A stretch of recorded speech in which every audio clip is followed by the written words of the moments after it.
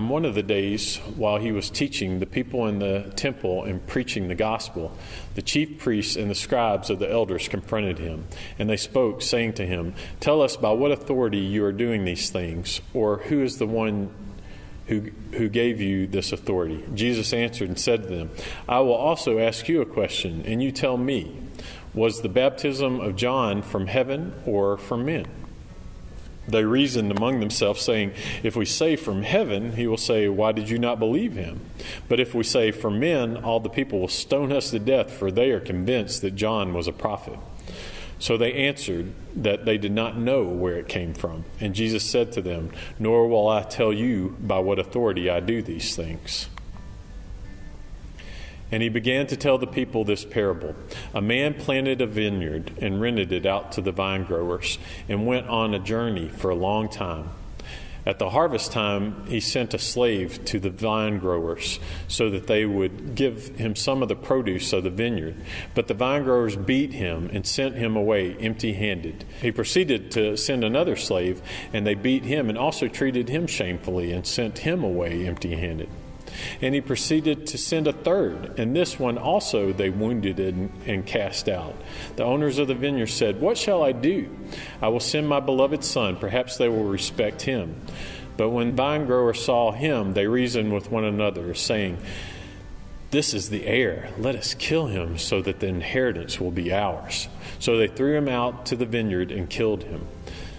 What then will the owner of the vineyard do to them? He will come and destroy these vine growers and will give the vineyard to others.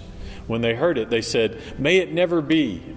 But Jesus looked at them and said, "What then is this that is written? These stones which the builders rejected, this became the chief cornerstone.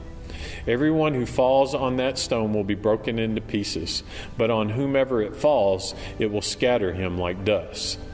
The scribes and the chief priests tried to lay hands on him that very hour, and they feared the people, for they understood that he spoke this parable against them.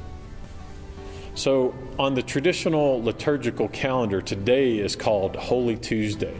According to common interpretation of the Bible, Holy Tuesday is when Jesus was issued various challenges by the religious leaders called Pharisees and Sadducees.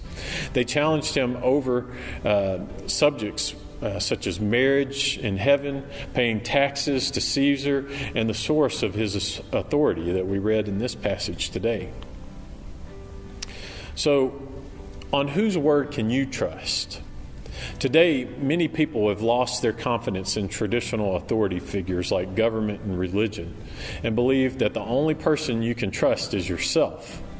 The question of authority is the subject of the first verbal conflict between Jesus and the religious leaders in the temple. These leaders interrogate Jesus about his authority to do these things. Jesus has claimed to forgive sins, to determine what happens on the Sabbath day, and to rule the temple. Of course, only one person can declare forgiveness, determine God's law, and announce the future of the temple, and that is God himself. Cleansing the temple and then teaching there, as he did in Luke 19, is the latest example of Jesus exerting his divine authority. Jesus counters their question with a question about the origin and authority of John's baptism. Earlier in these devotional videos, we discussed the ministry of John the Baptist. The ministry of John and Jesus were intimately connected. John's first work was to prepare the way for the Lord. He announced that Jesus was the Messiah. Therefore, to acknowledge John's preaching was to submit to Jesus. This is why the leaders refused to answer the question. They cannot deny John was sent from God, but they cannot accept his testimony of Jesus. Jesus then tells a confronting parable which summarizes the historical relationship between the faithless Israel and her faithful God. Isaiah 5 describes Israel as God's vineyard, and therefore all the hearers would know who Jesus is talking about. Israel persistently rejected God's prophets, and now they will kill his son. Jesus concludes by announcing that God's vineyard will be given to others in verse 16. This introduces the idea that the new vineyard will comprise both believing Jews and Gentiles. We see here, too, the depth of the hatred of the Jewish leaders. Even after having heard Jesus announce their certain judgment, they still refuse to believe. While this parable speaks of God's judgment on faithless Israel, it also is a story about God's amazing grace. Again and again, God sent prophets to call his people to turn back to him.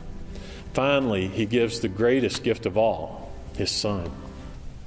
The Lord is slow to anger and abounding in love, not wanting anyone to perish. What an encouragement to us as we pray for our family and friends to turn to Jesus. Let's think it through today. Why do you think Jesus chooses not to give the Jewish leaders a direct answer to their question, but replies with a question of his own? Are there occasions when we should follow Jesus' example? Read Isaiah 5, 1 through 7. What does Jesus' parable of the vineyard from verses 9 through 16 here in Luke tell us about God's love for his people and their response to him? Finally, what can we learn from this parable?